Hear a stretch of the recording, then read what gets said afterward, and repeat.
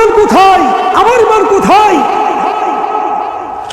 আজকে আমার রাসূলকে নিয়ে গালি দেয়, আমার রাসূলকে নিয়ে তারা ব্যঙ্গ করে, আমার রাসূলের সুন্নাত নিয়ে তারা টিটকারি করে, আমার আল্লাহকে নিয়ে, যে আল্লাহ রাব্বুল আলামিন ওয়া হুয়া আলা কুল্লি শাইইন কাদির, যে আল্লাহ রাব্বুল আলামিন গোটা পৃথিবীকে সৃষ্টি করেছে, তোমাকে সৃষ্টি করেছে, আমাকে সৃষ্টি করেছে, সে রবকে নিয়ে যখন কুমন্ত্রণা করে মানুষগুলা, ও মুসলমান, তখন তোমার আমার ইমান কোথায় থাকে? এমন ইমানের কোন মূল্য নাই যে ইমান আমাকে রবকে গালি দিলে আমার ইমান নীরব থাকে। এমন ইমানের কোন মূল্য নাই যে ইমানদার হয়ে আমার রাসূলকে গালি দিবে, আমার রাসূলের সুন্নাতকে গালি দিবে, আর আমি তুমি নীরবে স্তব্ধ হয়ে বসে থাকবো। এমন ইমানদার, এমন বিশ্বাসের রাসূলের কোনো প্রয়োজন নাই। বর্তমান সমাজের ভিতরে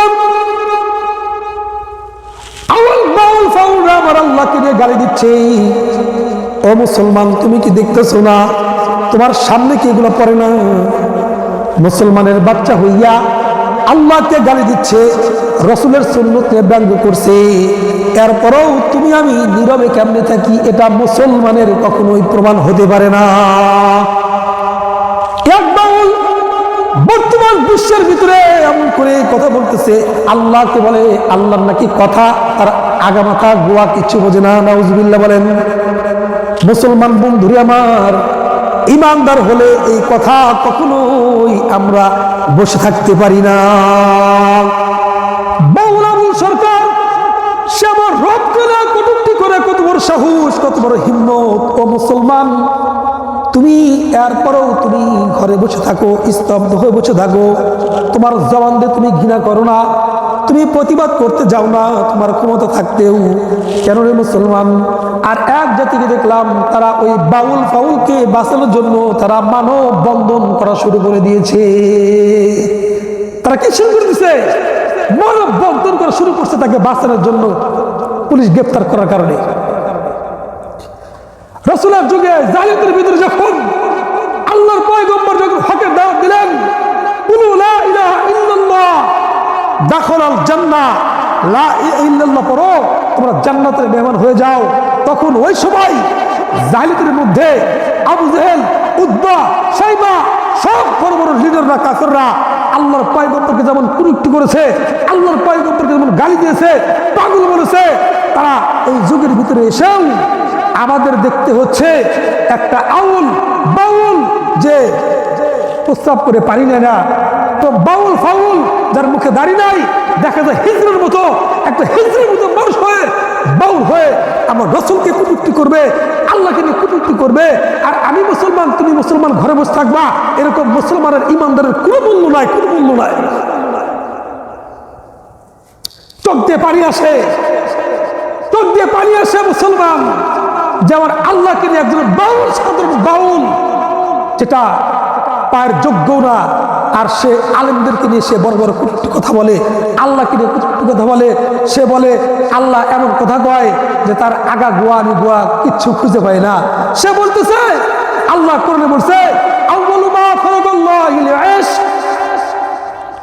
আবুল সরকার বলে আল্লাহ কোরআনে একবার বলছে আউয়ালু মা খালাকাল্লাহুল ইশক। আল্লাহ কোরআনে একবার বলছে আল্লাহ সর্বপ্রথম সৃষ্টি করেছেন ইশককে। আবার সেই আল্লাহ কোরআনে আবার বলে আউয়ালু মা খালাকাল্লাহুল মিন নূর। আবার সেই আল্লাহ একই নূর দিয়ে বলতেছে আমি সর্বপ্রথম নূরকে সৃষ্টি করেছি। আবুল সরকার আবার বলে আল্লাহ লাগি বলছে, আবার বলছে আউয়ালু মা খালাকাল্লাহুল আরশ। আল্লাহ লাগি আবার সর্বপ্রথম বলেছে আরশ সৃষ্টি করেছেন। আবার সে বলতেছে আউয়ালু মা খালাকাল্লাহুল রূহ। আল্লাহ নাকি সর্বপ্রথম তার রূহ সৃষ্টি করেছেন। নাউজুবিল্লাহ, এটা বলতেছে সে। কয় সে বলতেছে এই কাফের বেঈমান আবু জেহেলের অনুসারী, সে বলতেছে যে এক কথাই যে দুই কথা বলে, সেই ব্যক্তির কথা হলো হুকের মতো, মানে সে তার পিছনের রাস্তা বুঝাইছে। নাউজুবিল্লাহ, আল্লাহর কথা নাকি আগা গুয়া সে কিছু খুঁজে পায় না। এ মুসলমান, আমি বলতে বলতে চাই, তুই খুঁজে পাবি কি জন্য? তুই তো আবু জেহেলের অনুসারী, তুই তো নাফরমান, তুই তো কপাল পোড়া, তুই হতভাগী, তুই জাহান্নামের ইন্ধন হবি।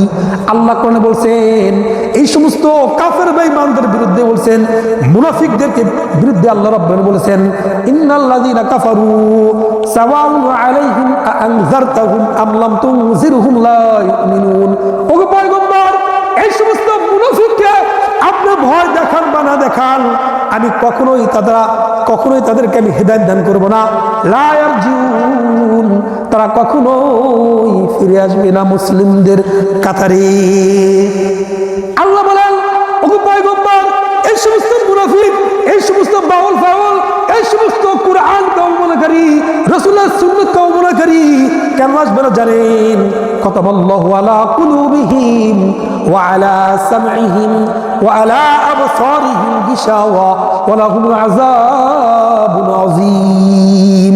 ওগো পয়গম্বর, কেন আসবে না জানেন? কারণ আমি আল্লাহ রাব্বুল আলামিন ওই সমস্ত বাউল ফাউল, ওই সমস্ত মুনাফিকদের কলবের ভিতরে আমি আল্লাহ মোহর মেরে দিয়েছি, কানের ভিতরে পর্দা দিয়েছি, চোখের ভিতরে আমি ময়লা দিয়েছি, আবরণ ঢেলে দিয়েছি। তারা দেখেও দেখবে না, শুনেও শুনবে না ভালো কথা, তাদের কলবের মধ্যে কখনো ভালো জিনিস স্থাপিত হবে না।